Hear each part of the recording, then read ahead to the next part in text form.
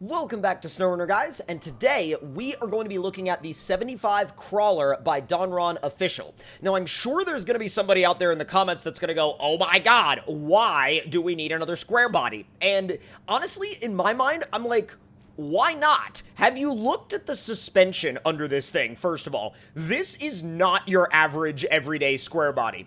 This is more along the lines of a trail truck in a work truck suit, in a work truck body, than it is a actual, like, you know, haul heavy trailers type truck. It can still haul scout trailers, and you can do that effectively with this truck, but it's meant to be a trail rig slash super beefed up scout that you can take on trails, have fun with your buddies, just, you know, trailing around in a full-size rig. So let's go ahead and take it into the garage, and we'll see what kind of customizations we have available, and then we're going to go ahead and see what this thing can do when you put it off-road.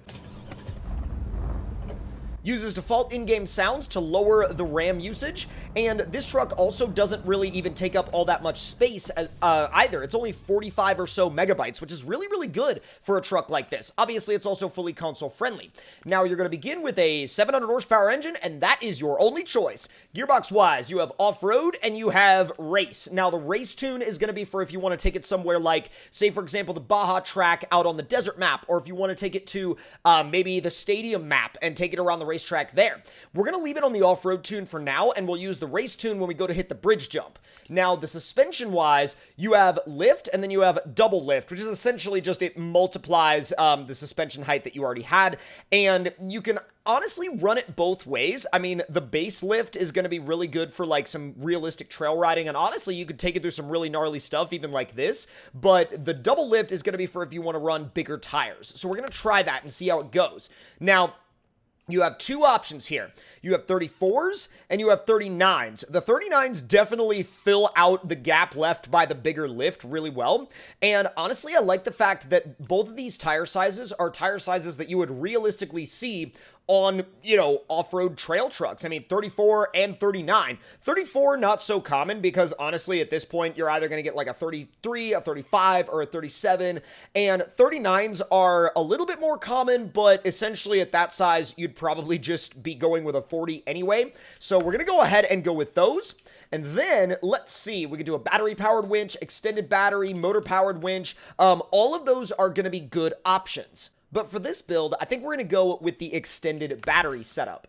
Now, visuals-wise, you have a steel wheel, and that's about all you have, but at the same time, I mean, it really fits the personality of this truck super well, so even though you're not dealing with a lot of customization, you're still dealing with a setup that's extremely functional and is going to be really good for getting a lot of work done.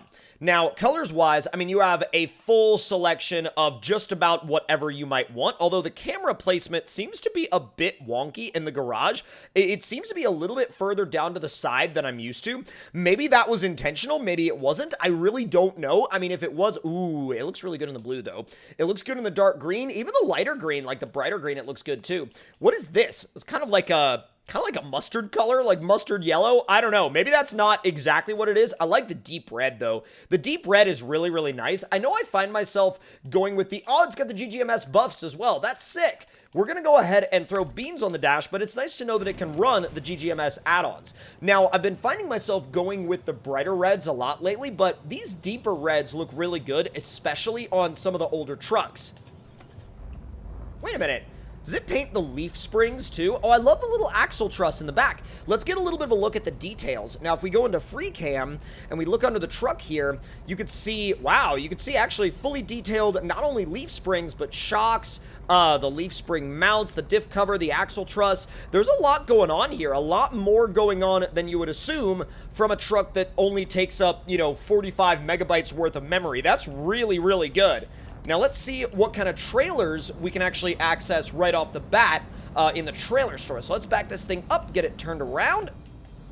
Oh, that's interesting. The off-road transmission doesn't even have high range, so good luck bumping yourself up over stuff. Oh, it can actually adapt to the POG trailers as well. That's really cool. Now, I will say a trailer like that is probably a little too big for this thing. I wouldn't recommend pulling something like that, but I would recommend pulling something like that. I mean, that would be, you know, super usable. The Explorer trailers, oh, that's That's definitely a setup that I would recommend using. And it would actually probably be even better if you used the lower suspension. So definitely keep that in mind if you're going to pull stuff like that. Oh, you can even pull generator trailers. That's sick. Off-road scout trailers. Oh, dude, that's like the perfect suspension height for the off-road scout trailer. That's awesome.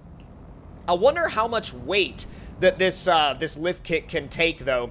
Because if it goes like mega squat, we'll see. Let's do some, I mean, cement is a pretty common cargo, and that's going to be a lot of weight, so let's see. 2 units of cement. Whoa, that's actually not bad. That's way better than I thought it was going to be. I mean, and granted, I mean, this is a suspension that, as we'll see later on, should have the potential to flex out really, really nicely. So, knowing that it stays fairly level, even with a, like, properly, like, sizely load of cargo on the back, I really like that. And this truck also definitely gives a little bit more of a use for that particular scout trailer, because I find that scout trailer doesn't really get used as much as it could, and I try to use it, you know, wherever I can, because I do think it's a really cool looking trailer, but there's not a lot of vehicles that adapt to that particular trailer's tire height very well, and the trailer ends up, you know, pointing downwards a lot, like the actual tongue of the trailer ends up pointing really, really far down. But this thing, again, like I said before, really works with it really nicely. Now, I will say that the power level is, while it is really effective, it's not over the top feeling whatsoever. I mean, it's going to be quick without a trailer, but let's see. Ooh, I want to give a little bit of a impromptu flex test here. Let's see. Oh, bro, that's not bad at all. Especially for being able to, like, you know, bear all that weight at the same time. Yeah, mad props for that. Let's see how it does going through this creek. Now, we don't have high range, so I'm going to keep it in automatic mode, and it does have full-time lockers, but it does not have full-time four-wheel drive. So the four-wheel drive is selectable, but even when you're in rear-wheel drive, the locker is going to still be engaged. So keep that in mind. And actually, I kind of like that, though, because you can leave it in automatic mode most of the time, and you really only have to use the low ranges when you're crawling. Let's see how it does going up a properly steep hill with cargo behind it. Oh, I should have put it in low plus right from the get-go. I really should have. It's really trying. Like, it's not necessarily there, but it's really trying to do it. It's trying really hard, and you could tell that it wants to pull that trailer up the hill. It's just not quite there. And honestly, that could be, you know, partially to do with the trailer scraping the bottom. That could be partially to do with the weight. But I really wanted to see what would happen when I kind of, you know, pointed it at the hill and was just like, here, do this. So let's see. Remove that cargo, and we'll go ahead and detach the trailer. And now, let's see what it does when I just leave it in automatic mode and run it up the hill. Yeah, no problems whatsoever. So now let me go ahead and give it a full repair, and we're going to see what this thing can do flex-wise. And honestly, that's how I feel you're going to be using it most of the time, whether that's, you know, exploring around a map, maybe taking a path less traveled, or if you're on, like, a rock crawling map, which, by the way, I mean, look at that. It's stuffing tire in the rear, it's flexed out in the front, and it's actually a really realistic amount of flex. I really like the way that this thing drives. I really, really do. Put it in low. I forgot that my all-wheel drive was already on. Oof. Dude, standard low is like a really good gear range for climbing stuff in this thing. Really good. Center of gravity is nicely balanced as well. Now, let's see. I'm going to need to go ahead and repair it again because I may or may not have, well, completely buried the nose of the truck. Big oof on my part, but let's ease it down. There we go. Not bad. I do want to see how it does in the mud. I feel like the mud is either going to, like, it's either going to be pretty good or it's going to probably break down in about the second mud lane. That's about what I'm feeling, but honestly, in automatic mode and, like, the shallow stuff, super smooth. I mean, it just, like, goes through that like butter. Now, let's see. The first mud lane, it'll probably slow down, but not completely. First gear, it's cruising. Yeah, first gear, it's absolutely cruising. What's up, Beans? Let's see, what about Mud Pit number 2? Mud Pit number 2, it's probably going to stop it. And honestly, I feel like that's... Okay, so it's not going to stop it, but it's certainly going to slow it down. Low plus is doable, but when you get about halfway through, it starts to slow down even more. So I definitely think you're going to have to plan out your routes in this truck. It's not going to be a, you know, point it at any line and just floor it kind of rig. It's going to be more of a, you have to think about it, you have to deliberately plan it out, and I'm stuck. Oh, okay. So that's why I installed the extra long winch. But no, you can definitely get this thing stuck, and getting it stuck in the second mud lane essentially tells me that on maps with any kind of, you know, deeper mud than normal, you will risk getting this thing stuck. But I think that that's going to actually, you know, open this truck up to a wider audience of players because, you know, a lot of people do really enjoy, you know, they do really enjoy the fact that some of these trucks can get stuck badly. And that's all down to what level of balance you prefer in game. That's not to say, you know, one level of balance is better than a different level of balance. That's just to say that a lot of people like to play the game in different ways. Some people really enjoy being able to pick any line and just blow through it. Other players prefer to, you know, really have to think about what they're doing all the time. And honestly, like I said before, I really do flip-flop back and forth between both playstyles because in my mind, both of them are fun, right? You know, like taking a truck with like, you know, a crazy amount of horsepower and massive tires, pointing it at any line whatsoever, flooring it and just going is always going to be fun, but also having to deliberately think about your next move in a realistic, like realism-based off-roading sense, you know, that's also really, really fun if you're down to play the game in a more, really in a more like realism-minded way. So I think that this truck actually does a really good job of bridging the gap between both of those play styles. So let me go ahead and do a quick repair and refuel, and now I'm going to throw the race box in it.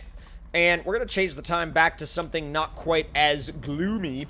And we're going to make our way out to the bridge jump. Now, actually, interestingly, the race box has all the ranges. I thought it was going to delete all the low ranges. But honestly, I might just use the race box all the time because it's got a faster automatic mode. And it's got all 3 low ranges plus a high range. Whereas the other one, it's an automatic 4-speed with 3 low ranges and no high. So I feel like at that point, that makes the race box kind of the go-to gearbox for this truck.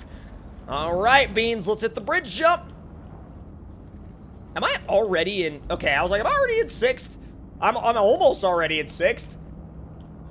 Let's see, I'm in 6th now. Let's go. Honestly, handled it really well. I mean, obviously it started to dive a little bit there at the end, but I mean, it was just like, it just bumped right into the barrels and it was like, we're good to go. Like, other than bumping into the barrels, I feel like it would have had a completely fine landing. Now, if y'all enjoyed this video and enjoyed this truck, let me know any and all of your thoughts and opinions in the comments below. Hit the like button if you enjoyed, subscribe if you're new, and I will see you guys next time. Talk to y'all later.